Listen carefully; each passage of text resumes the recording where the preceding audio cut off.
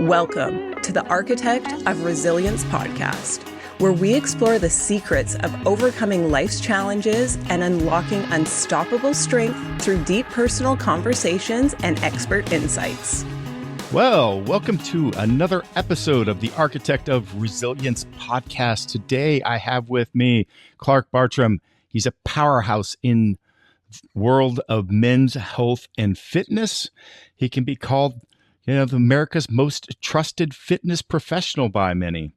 With a career spanning decades, he's inspired millions through his books, TV appearances, elite coaching programs.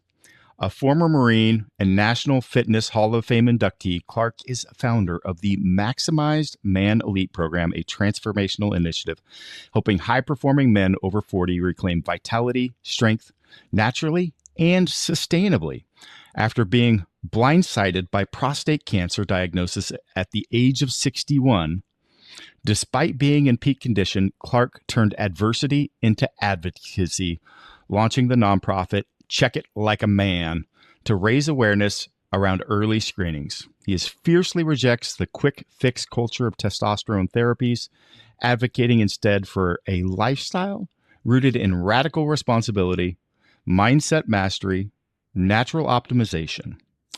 So, welcome to the show, Clark. Thanks for having me, brother. I'm excited. Let's go. All right, let's go indeed. Well, let's just start with, how do you define strength in general? Wow, that's a moving target. And I think it is. Strength for me specifically is, what are we looking at today? There's a saying, a scripture in the Bible, this is the day that the Lord has made, and I will be glad and rejoice in it. So each day we have an opportunity to wake up and address, facilitate, architect, whatever sort of energy and attitude we want to have towards it. So that strength might need to be manifested in our marriage relationship. That strength might need to be manifested in dealing with business issues, whether our business is taking a dump, or dealing and helping a child to go through some emotional trauma. So to me, it's whatever the day is presenting to me. Personally, I have to protect my energy and be the best possible version of myself to handle that with as much grace and outside of my emotion as possible. So that's how I see strength. I see strength as that ability to move and adjust and mold myself to the person the world needs me to be in that moment. When I say the world, that is any one of those things that I just mentioned earlier. Okay. So, thinking about, that molding, what molded this mindset? If we really roll this back, and so, I asked you a definition of strength that was pretty broad. And, we're fitness people. We think about strength as the gym related a lot of times, but this aspect of strength in something outside of the gym, when is the first time you really thought about or saw that, being proof and valuable? Yeah. So for me, strength is never defined in the gym at all, ever. So when you ask me that, that's the last thing on my list of what strength is, because that's the obvious one, right? But when I first really recognized strength, I love that question, man. I go all the way back to when I was a young man, and I don't even know, I didn't know at the time that it was strength that I was manifesting in my life or calling on for me.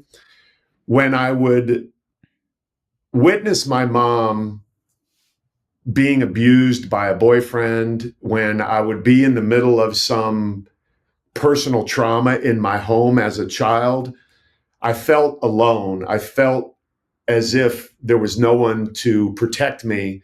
My dad wasn't in the house. There was no one there but myself and my older brother. And we had to manifest strength, not in a physical sense, but in a sense that we have to make it through today. We have to be able to show up tomorrow and just exist in life, man. So that's me now reflecting back. And it's very similar every single day of my life, with that being the foundational element, having all of that trauma in my life with my mom, having different men coming through the house and different situations. Wow, we just kind of jumped into the deep end of the pool here with this. We did, Yeah. but let's keep going, because this is, you know, I appreciate you. Like, I should have started off with something like a little more easy, but I have found in my course of time, those that display, you know, that are strong individuals, you know, some that they're having an impact in the world, often have had an uncommon struggle early in life. And so, you know, these conversations do come up, right? And so it's interesting. And yeah, I'd love to hear more about how that shaped your perspective early on. Yeah. I love this part of it, right? I love being vulnerable, being honest about it. And I love coming from an angle where people didn't expect it at all. They're thinking, oh, Clark, this fitness guy is going to talk about benching 315 pounds. No, it's, for me, that kind of evolved in the next step of my life with, okay, I've had all of this emotional trauma in my life, physical trauma. What do I do next? How do I continue to get better? And the next common thing for me was just joining the Marine Corps. I said, okay, I want a challenge in my life. I'm a physical guy. I'm an athletic guy. I'm a guy that takes pride in my physical prowess. At the age of 17, I signed the dotted line to go in the Marine Corps, knowing that would give me more strength in my life. It would, in the form of discipline, in the form of honor, in the form of commitment, things that I didn't necessarily have or was never really taught as a child. That Marine Corps phase of my life was something that gave me that next layer. We always talk about layers in life, and that was definitely a layer that added to who I am today, speaking the way I'm speaking about life in general. So that was certainly a formational thing for me as it relates to the mindset piece. And it just continued to grow from there. One opportunity to the next, that led into the business. And that's when it really got into the fitness piece. I went from the Marine Corps into the fitness business and was very successful early on in sales. So I was elevated to a new level and had to learn very quickly how to manage people. And that added another layer in understanding of what it takes to be solid in how I present myself. And people refer to that as mindset. Yeah. Yeah. It seems like your military background did have a strong impact in shaping your philosophy today.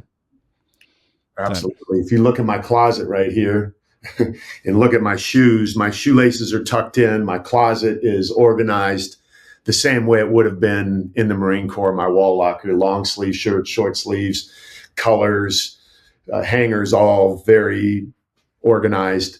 So yeah, that piece has stuck with me forever. And I really, truly, honestly, Chris, feel like that right there is the piece that was the solid foundation for me, because I now had an understanding of the things that I was going through by invitation. Like, I signed the line. So I really knew, okay, this is meant to. In my childhood, I didn't understand that all of that stuff that I was going through was meant to help me be who I am today. But the Marine Corps piece was, now I had the intention to what I'm doing. That makes it even more powerful. Yeah, making that choice. Yeah, absolutely. So we've gone some interesting paths in this discussion so far for around strength, resilience. What are your non-negotiables for strength and resilience? I set one last night, honestly. And again, that's an evolving thing. And I never hide from the truth when I speak and people say, I can't believe you said that on a podcast. Last night, I was sitting in this office with my wife, and we had a misunderstanding. And I stood right here, and my wife sat right there, and I said, I am setting a boundary right now. I will not allow your energy to affect mine. So I saw it in my mind. I built a fence or protecting my energy from her energy in that moment. Not that I'm better and she's worse or anything like that. It was just, I knew in that moment that I needed to take a stand and be very bold about how I needed to protect who I am so I could still be there for her after all of that settled and all of that was done. So that last night was a piece that's what I do. I set boundaries for myself. If there's a person in my life that's no longer serving an outcome that's going to benefit me, the boundary is maybe you're no longer in my life. There's a saying that people are in your life for a season, a reason, or a lifetime. I'll just cut people out if that season or reason is done with, because there are very few that are in our life for a lifetime. So, yeah. I wanted to change gears a little bit because this feeds into your mindset, I guess. These foundational pieces feeding into an experience that you had, as I mentioned in the introduction, prostate cancer at 61. Yeah, I got diagnosed at 59, and it was right here. I was literally sitting right here, and my wife was in that same seat when the doctor said, we found cancer.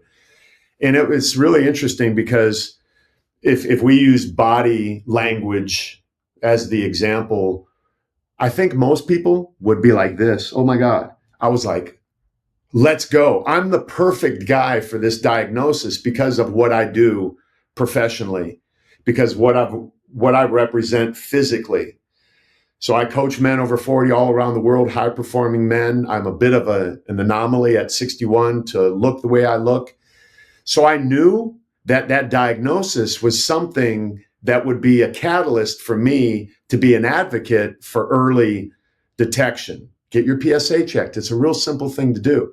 And that's how I found out. I was just looking at my blood work one day in the gym parking lot. I am all natural, no TRT, no nothing. And I was getting ready to go online and brag about how high my testosterone levels were as a 59-year-old guy at the time. I think it was like 757 or something like that, when my concierge doctor said, yeah, that's great, but your PSA is 9.8. You better go to your urologist. And this was around COVID. So, all of that kind of unfolded very slowly. But that diagnosis for me was an absolute blessing for me. I don't say it is for anyone else. Yeah, I got you. The way I approach my life, I'm like, let's go. And so much has happened because of that. A nonprofit organization that you mentioned, Check It Like a Man. I wrote a comic book giving this whole comparison to the radioactive exposure that Peter Parker had and Bruce Banner had and what they did with it. And I have my documentary being produced by Alex Ardenti, the same guy that did Sups, the movie. And it's going to be great. And without that diagnosis, none of this stuff would have happened.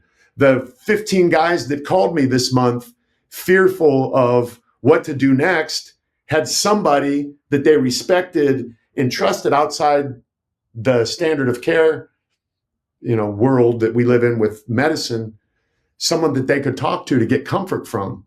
So without that diagnosis, none of this would be happening. Let's talk about maximizing your strength and resilience. When chasing my 1,000-pound squat, I made my own supplements out of necessity to help push my body to its physical limits. So I founded Build Fast Formula because I needed supplements that actually worked every time I trained. All our formulas are backed by peer-reviewed research and third-party Informed Sport tested for quality and safety. Listeners can get 10% off by using code RESILIENCE at buildfastformula.com. That's code RESILIENCE for 10% off everything at buildfastformula.com. Find your formula and feel your physicality today. Yeah, it's really great to be in a position where you can flip something like that and be able to provide some leadership and some direction for people needing that, for a place to turn to.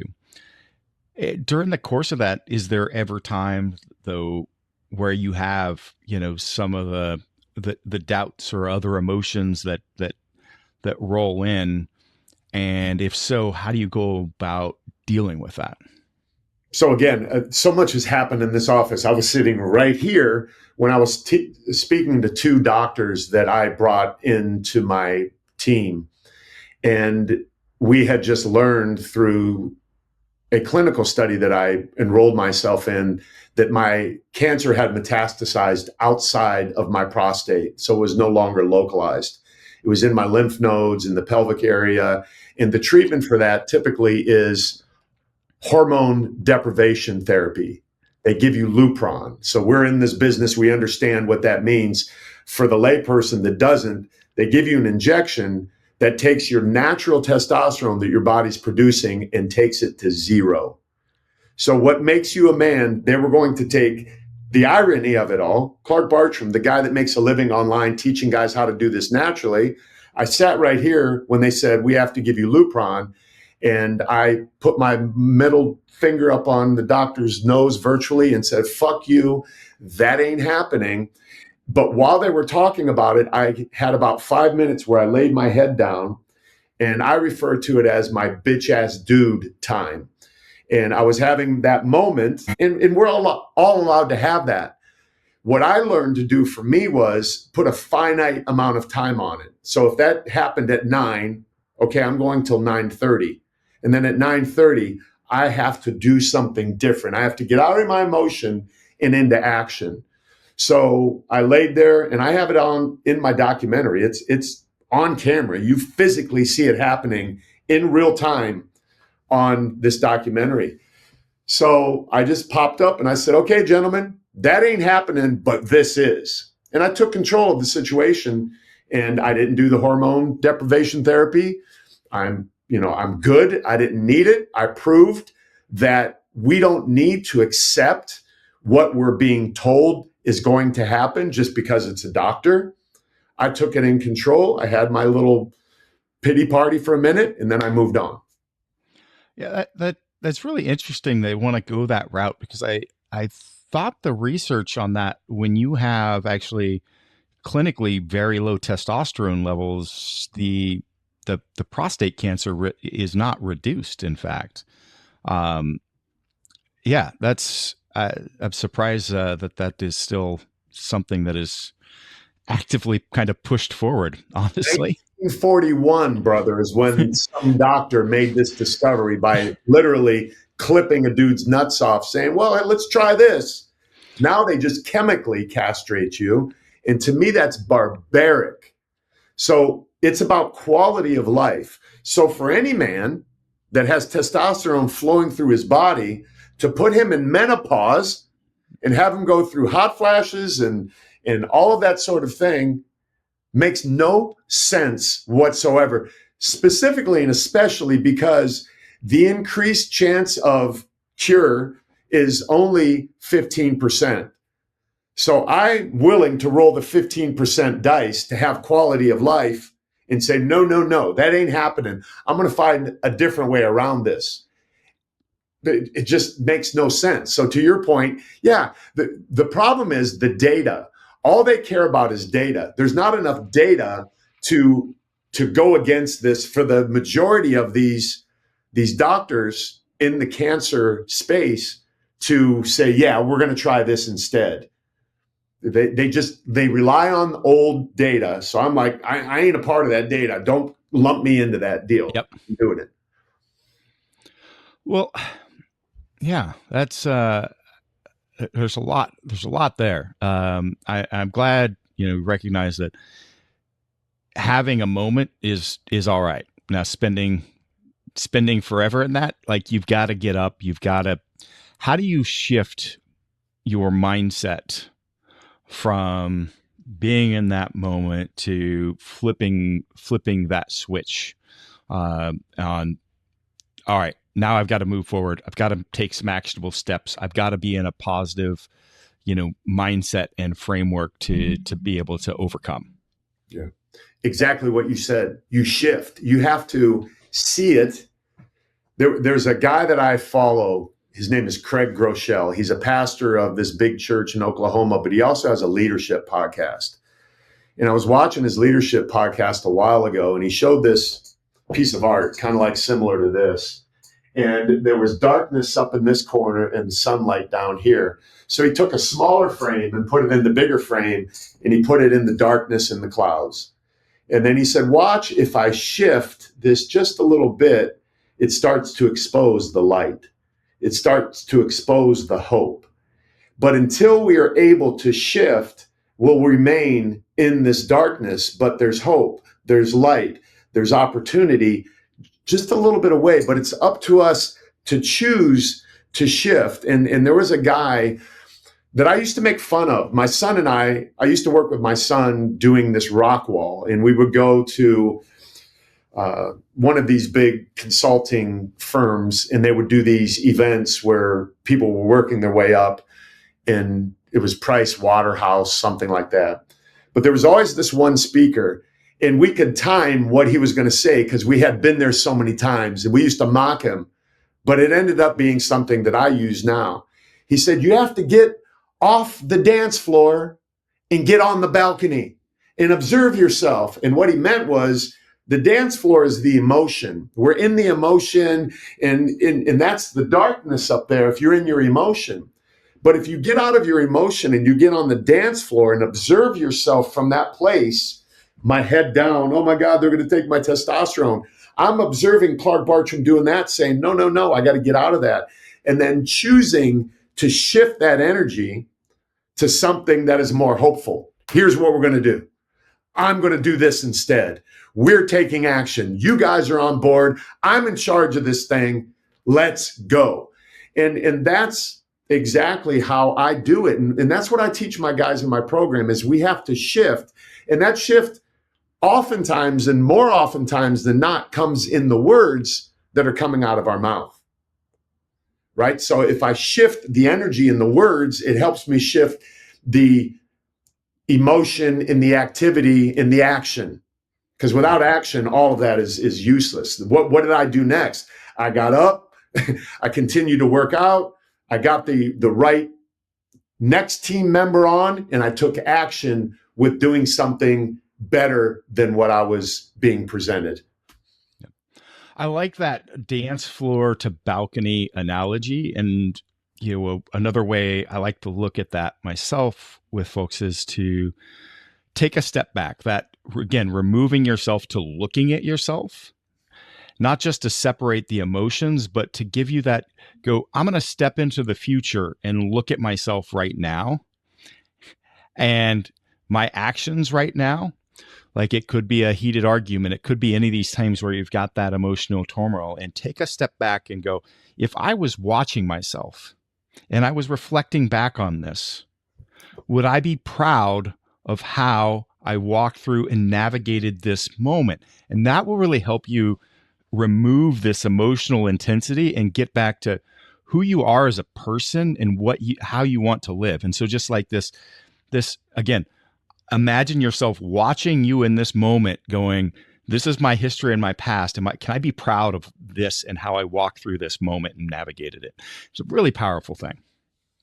Yeah, that's huge. And the thing about it is can we do that? Can we actually do that? You've practiced it just like we practice bench pressing. Everything in life is learned through repetition. And these sayings like, practice makes perfect. That's led a lot of us off the path because that's not true at all. We could practice something wrong. So for anyone watching us right now, I want to give you some grace because this is what Chris and I do. We've practiced this over and over and over again. We've spoken to people, we've engaged, we've coached other people. So it becomes easier with that. And I think the big catalyst for that ability to be able to move in that direction, for me at least, has been vulnerability, has been being honest about where I'm at. And once I'm honest about where I'm at, not playing this role that people expect me to be because of what they're used to seeing or what they think is actually me from being online. And I'm just real. That's why when I come on a podcast, I jumped in the deep end of the pool. I'm like, if we're doing this, we're doing this, right? We're going to come out the other end with somebody going, wow, I never expected that Clark guy or Chris to be that way. I thought they had it all together. No, nobody does. And we all have these periods in life. That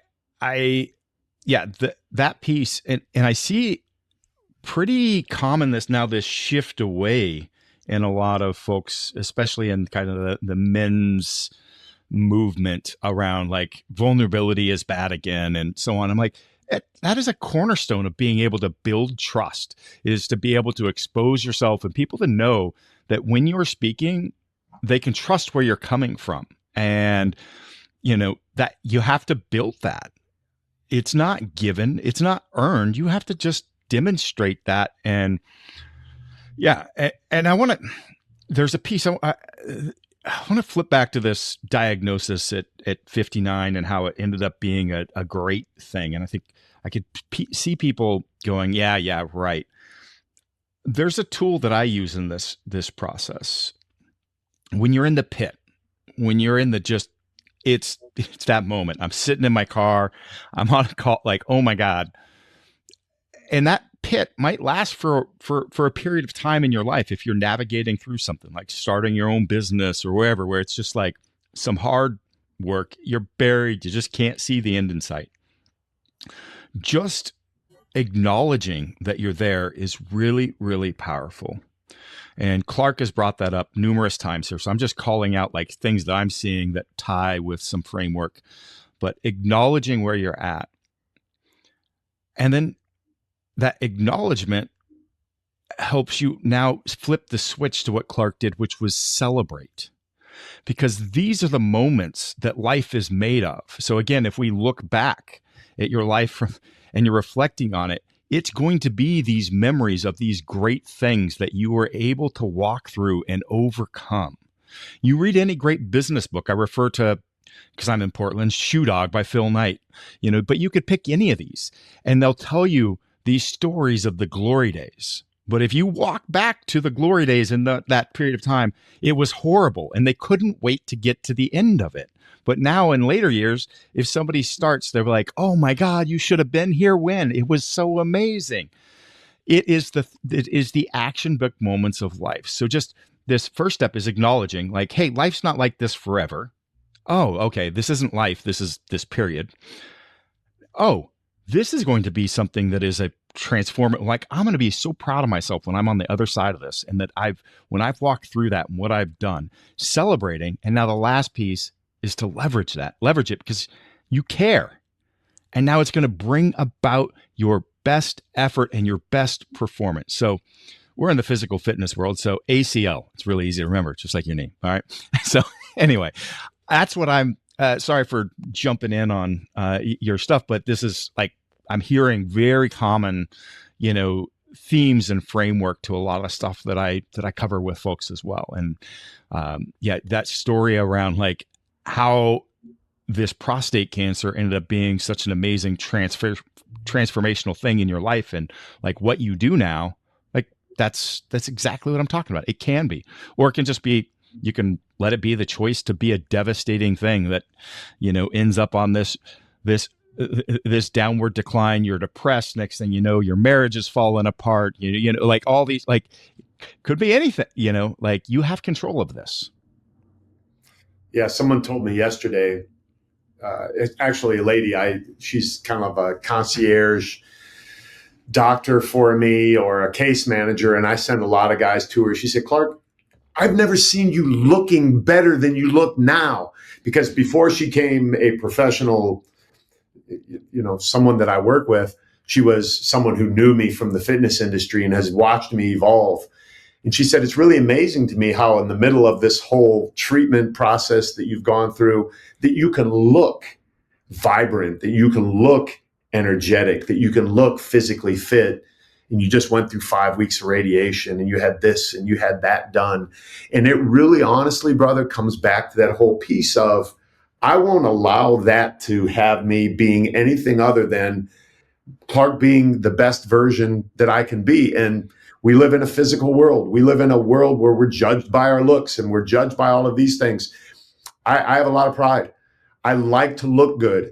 I want to show up and be that guy. So I can't let that affect who I am, because at the core of who I am, with my sad story of being a child that was abused and all of these sort of things, I had a dad that taught me, clean your fingernails when you go out. People look at you. People take note of the clothes you're wearing and how you show up. So we take that lesson from my dad of being that way, and then going to the Marine Corps and learning about something called command presence. As a leader, as an entrepreneur, as a coach, I work with a lot of high-level guys who don't look the part. They're slovenly, they're out of shape. And I'm like, you expect anyone to respect you looking like that? You don't think there's a bunch of 29-year-old kids in the crowd that just graduated from Harvard that are looking at you saying, just wait for Fred to have a heart attack. I'm going to take his job. He better get in the gym. Yeah. And I'm not saying that to be disrespectful. I'm saying that to connect with a man that knows what I'm saying is true. So I exist, you exist to help men level up to be the best versions of themselves that they can be. The problem is we've associated that with narcissism. We've associated that with, this Clark guy must love himself. You're damn right I love myself more than anybody on planet Earth. Because if I don't, how can I be the best version of myself for my daughter when she just went through a breakup and she's suffering emotionally? I got to show up. I got to be strong. I got to be powerful. We mix these messages up to where it's bad for me to be what I am being right now. So I can't let the diagnosis, I can't let the expectation, I can't let anything affect me. That's why I put those boundaries around myself. Like, no, I'm protecting me from you. Yeah. So I want to dive into, and I'm really interested to hear your approach to men's testosterone levels, what you're doing to manage that. And, for your perspective, not for our audience, I imagine my audience knows this, but, I'm a former steroid user, abuser. You don't lift 1,000 pounds for reps, without that. That's not a natural thing.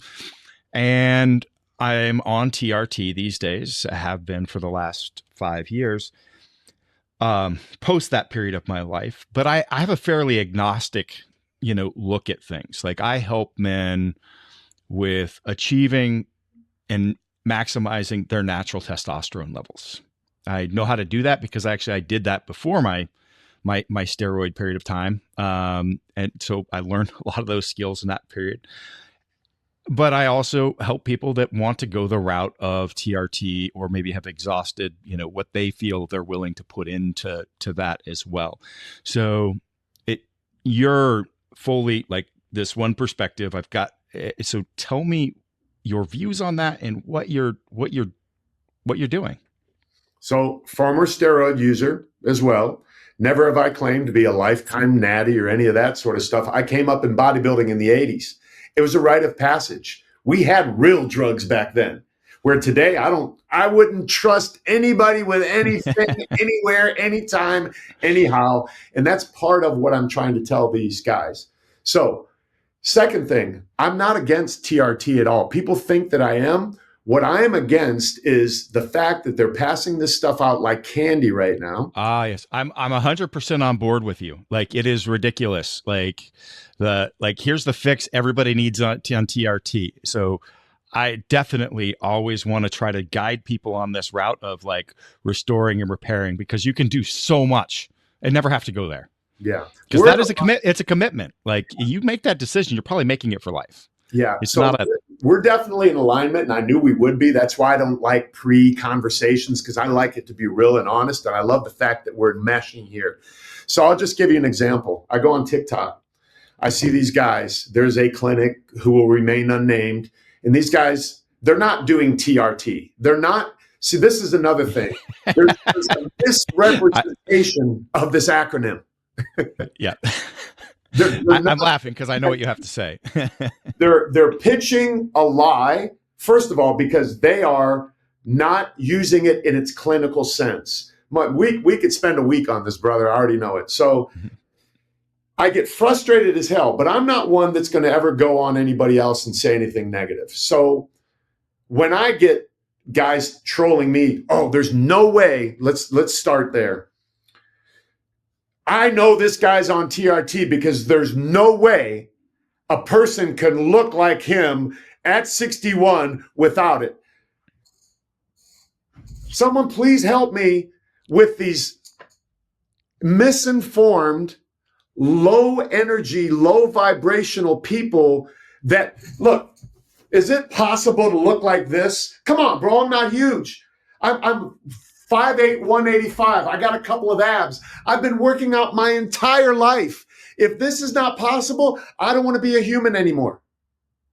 I'm done. You know what I mean? Because we have lowered the bar so much for men in this world because everyone is suggesting, these guys on TikTok, they're suggesting that this is not possible. Shut up and message me. Come to me. We'll talk about it. I'll take a drug test any day, anytime, anywhere with anyone. So anyway, so these guys are telling dudes 20-year-old guys, they're telling 20-year-old guys, oh yeah, get a consultation, get a consultation, get a consultation. Bro, if you're not XYZ, they say the same three stupid things. They put everybody in a box. Oh yeah, oh, it'll change your life. Let's say, for example, one of these guys gets influenced, a 25-year-old guy gets influenced with no predisposition or medical reason to be on it. He's just convinced from an influencer that's jacked, and this guy gets on it, even at 30. Fast forward to 61. This guy is now taking a shot, if he's doing it the right way, 2 or 3 times a week, because you don't do it once a week. Yep. 3 times a week for 31 years. Come on, man. First of all, it's not necessary. Let me back up. Take a breath. Lifestyle intervention is necessary whether or not someone is on exogenous forms of hormone that your body will most likely be able to continue to create through the natural pathways if you live the right lifestyle. And even if you get on it and you have this bump up in about 4 months, if you don't change your lifestyle, it will level back off and you will be the same version of yourself you were 4 months ago. Just, well, yeah, bro, I'm at 800 or whatever. Your dick will stop working again. Your body is so adaptive that it figures this shit out and it knows, okay, here's this guy jacking me up with his exogenous form of a hormone that naturally occurs, figures it out and levels back off again. So now where do we go from here? This is like us cutting someone's calories down to 850 to get them to lose another pound. Where do we go when that stops working? What's the next level of insanity? 500 calories? You can't survive that way. So I'm just trying to be a reasonable, basic, non-scientific, common sense kind of a guy. And people want to argue that and say, I'm against it, I'm on it, I don't know what I'm talking. Come on, man. Come on. What are your lifestyle interventions? What's the foundation? Mindset is number one. Okay? So look, I got these 5 principles here that guys would get tattoos that are in my business. Mindset, meals, movement, community, and integrity. The 5th one used to be supplementation, but I moved that back to meals because it's nutrients, right? Yep. So people say, Clark, oh, you mean to tell me, do you think mindset is going to raise someone's testosterone? 100%. Because here's the deal. If you go online and you start seeing these assholes on TikTok sending everybody to a clinic to get a consultation, that no clinic is turning anyone down anywhere. Never, ever, never, ever. They bought a franchise. They're there to make money. If a swinging dick comes through and says, I have mental fogginess. I didn't wake up and sleep better. There's so many lifestyle interventions. So anyway, if you believe that, and if you believe all of this rhetoric that you're seeing online, every man after the age of 30, his testosterone is going to drop down by 1% every year. So you're half the man you were by the time you reach my age. If you buy into that thought, that misinformation, then that will become your reality. So mindset is first. Meals is next.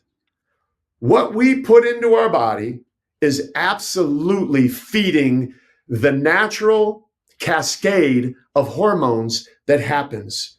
We treat this in a silo like it's one thing. And that's what TRT is. They put it in a silo, take this, it'll do that, you'll be great forever. So I'll come back to in a second. If you go to a doctor, I think that like a bariatric surgeon, they typically will send a patient home and say, go lose 50 pounds first, go start eating right, go start exercising, and suggest lifestyle intervention before they give the surgery. That is good medicine. I believe endocrinologists, these TRT clinics should talk to a man and say, go home and lose 15 pounds first and do these other lifestyle interventions, which I'll come back to, before they give guys a shot. So mindset, meals, movement. As we age, it's not training harder, it's training smarter. We know the standard stuff, compound movements. And I did a post the other day. I said, if you just push a sled through the gym, it'll boost your testosterone naturally. It will. It will. Mm-hmm. 1, I believe it will. 2, I'm eating right. 3, I'm doing compound movements that are using my whole body, not just isolated. And then here's a big one that I love, and I can't wait for someone to push back against this: community. You surround yourself with like-minded men, your testosterone will go up. Facts. People troll me. Clark, you mean to tell me that if you just hang around a bunch of other guys, your testosterone will go up? Brother, both of our testosterone elevated during this call. I know it. I know it. So if women's menstrual cycles sync up, why wouldn't men's testosterone sync up? Why do professional athletes miss competing? They don't miss getting hit in the ribs when they threw a pass. They miss talking trash to the guy that missed the block that got him hit. That produces more testosterone.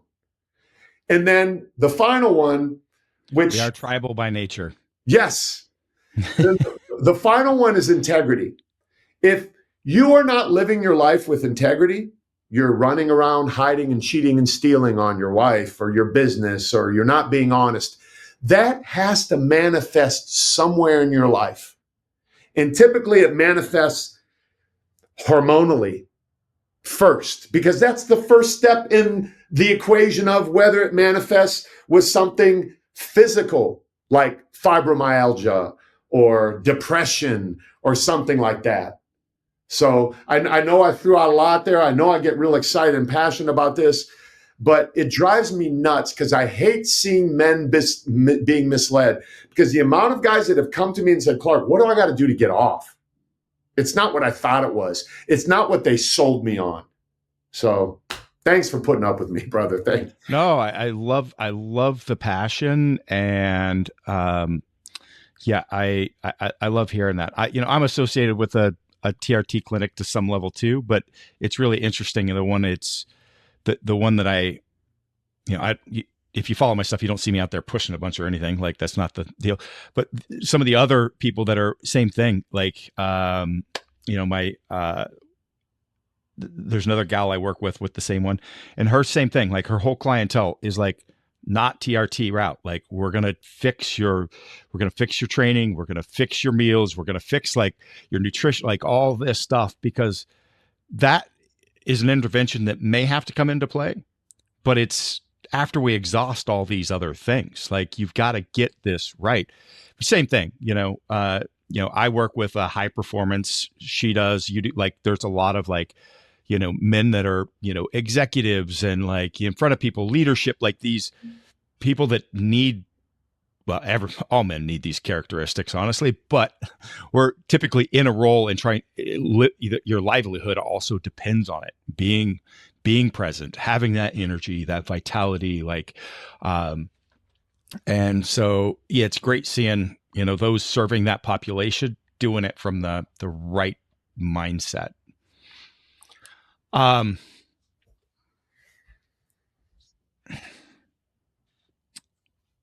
I have considered myself trying to make a run. I've talked about this on social media of coming off my TRT as well. I went, my first shot of testosterone was at 33. And then I ended up using steroids from like 34 to 40, 40, early 40s. Anyway, yeah, because I'm 48. So 43. When I did my 1,000-pound squat for a triple was my last run at that sort of stuff. And that was, 5 years ago, 5.5 years ago. God, it's getting time flies. Time flies. No, that was insane. I will not be doing that again. Don't know how I did it. You're a beast. That's why you set your mind to it and you did it. I did have my mind set to it. But yeah, that's people are like, well, why would you do that? I don't know. I just, I want to see if I'm capable of doing that. Like I think that I can. And so it'll be an interesting. Love your thoughts on that. Let's dive into the world of optimizing your overall health. With pushing my physical limits, I encountered significant reductions in my health, and I reached out to Merrick Health as the premier telehealth service. I loved their personalized health coaching from the comfort of my home. They empower you with the choice of self-service diagnostic labs, or what I chose, the guided optimization with expert interpretations of blood work, health coaching, and with medications delivered to my door. Merrick Health is your partner in optimizing your health. Listeners can seize a fantastic 10% discount off their first blood work with code RESILIENCE at merrickhealth.com. That's code RESILIENCE for 10% off. On being able to do that? Yep. Bro, I love competition, and the best competition in the world is the one that you have with yourself. So we know a lot of the same people run in the same circles, and the guys that have reached your level, first of all, you're in rarefied air. It's very rare to even step under that much weight, the fear, what must go on in your mind. You exercised that demon in your life, and you were smart enough to move past it. Just like Mark Bell, for example. Mark Bell exercised those demons in his life, and now you're a new evolution. It's the chapters of life. So one, I respect that. I've been around power lifters. I've seen this. I don't consider myself a strong guy. So that's an impressive feat in and of itself. But the fact that you were smart enough to move away from it before you destroyed yourself, which kind of is an inevitable after, doing this for a long time.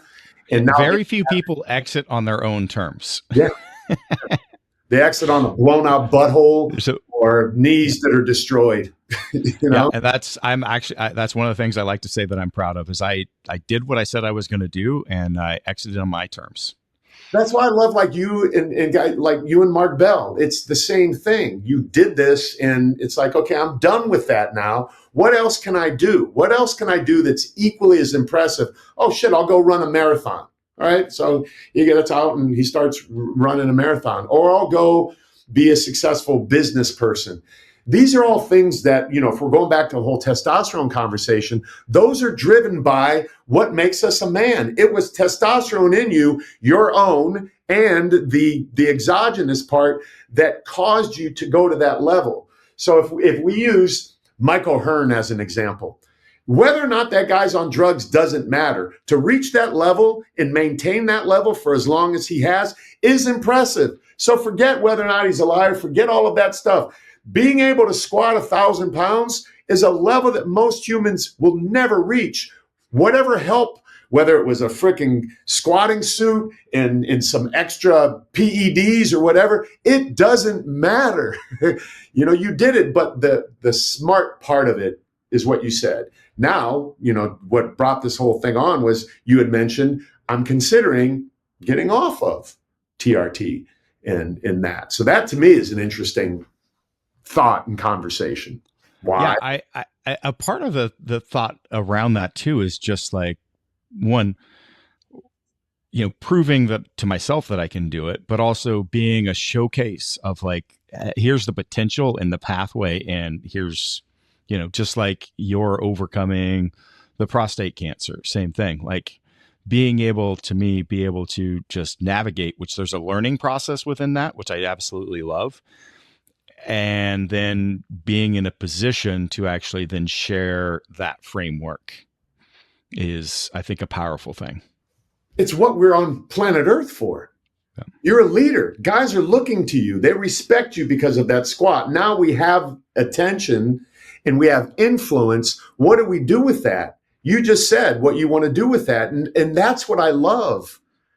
And it's like, okay, I want to prove, number one, that it's possible by doing it on myself and showing people that maybe you don't need to be at 800 or 1,000 like these people are suggesting. Oh, bro, we'll get you to 800. You'll feel like $1 million. Oh, bro, we'll get you 800. That's the standard thing the whole time. You know what my levels are now? I said that at 59, I was 787.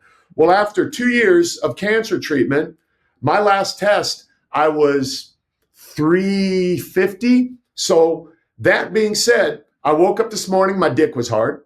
Okay. I'm obviously not lacking in energy. It's not affecting my body. I mean, the body fat is not there. So all of these standardized questions that they ask aren't applicable just because a number is low. Like that chart and those guidelines have led more people astray. So if I can be at 300, Clark, you've done this your whole life. Exactly. That's consistency. So how about being consistent before you go take a shortcut and jump over all of what's available to you? And it has been forever, but you've chose not to do it. Now you're going to get convinced and just go ask for something to help you avoid doing stuff that it ain't fun. Sometimes not eating the food that everybody else is eating. But what do you want more out of life, man? So I appreciate the fact that you want to be the lead. You lead from your feet, not from your seat. You did the 1,000 pounds. That's over. Now what can I do with my testosterone? Because I'm in this space. I speak to guys. I see what's going on. And look, there might be a time when I end up doing TOT, as our buddy Jay Campbell refers to it as, right? Not TRT, because that's the wrong way to put it. And if I ever do, you can bet your bottom dollar I'm going to get paid by somebody to be the face of that, because this passion will then be speaking about it, but I'll be delivering information that's honest, that's relevant, much like yourself and a lot of other people in this space. We're not the only ones. Not everyone's telling half-truths, which is a lie. Yeah. But there are good people doing good things. The problem is finding them. And got one right here, you know? Yeah, no, this has been a really great conversation, and I'm really happy with all the avenues we went down over the course of this discussion. Went deep, quick, and then a lot of honesty and transparency around a number of topics. So absolutely fascinating. So, is there anything that we haven't touched on that you'd like to make sure that an audience hears today? Go get checked, men. Go get your PSA checked. It's very simple. A lot of men, Chris, don't even know what PSA is. It's really, I just assumed that we all knew what it was. But PSA, men and ladies too, you need to be an advocate for your husbands, because a lot of times men won't listen. PSA is prostate. I'm so surprised. So it's sometimes I think in our world we get lost because we're so used to this stuff and not realizing that there's so many men that really just don't get their health checked. And it's just like, I don't know. We've been in it so long, and it's just like the norm of what you would expect. And you get outside of those circles and it's pretty crazy. Yeah, it's real crazy. And being uninformed or ignorant, right? Ignorant is not stupid. You haven't been delivered the facts yet of what's out there. In this whole prostate issue, there's a lot of ignorant men that that aren't aware that it's so simple to get your PSA checked, and you don't have to get a finger up your ass at this stage. It's just I have a test kit. It's just 6 drops of blood. You can get as much information from 6 drops of blood as you can get from 6 vials of blood. So it's not a big thing that needs to be done. You put it on a card, you send it in, and you'll get a number. Your number should be below 4. And here's something else that men don't understand or not informed by, even with their urologists. You cannot have an orgasm or ride a bike or do anything that would cause any sort of trauma to your prostate, because it releases with an orgasm or sitting on a bicycle sit, it releases that prostate specific antigen in those activities. So you'll get a false reading that will lead a guy down a path and say, oh my God, my PSA is above 4. Clark said it should be. Well, did you jack off, have sex, or ride a bike, or do all 3 at the same time? That'd be a trick. I'm sure someone. Thanks for the mental imagery there, Clark. But have it checked, and if you do get a diagnosis, something I learned along the way is 95% of men react too quickly. This is a slow progression. It doesn't always need to be treated. It doesn't need to be treated as extremely as they treat this oftentimes. So if you get this diagnosis, get on that balcony we talked about, get out of your emotion, off the dance floor, and observe yourself and start asking yourself, first of all, how can I reframe this? And what are some good questions that I need to start asking educated people, not the people who care about you and love you and have all of this anecdotal information that doesn't matter. So there's a whole different show we could do on this. But yeah, guys, just get your PSA checked. Awesome. So where can people find out more information about the Maximized a Man Elite program, or, information around the Check It Like a Man program? I'm assuming the CBX system is like part of the Maximized Man Elite, or just but yeah, tell me where should people go to learn more? Yeah.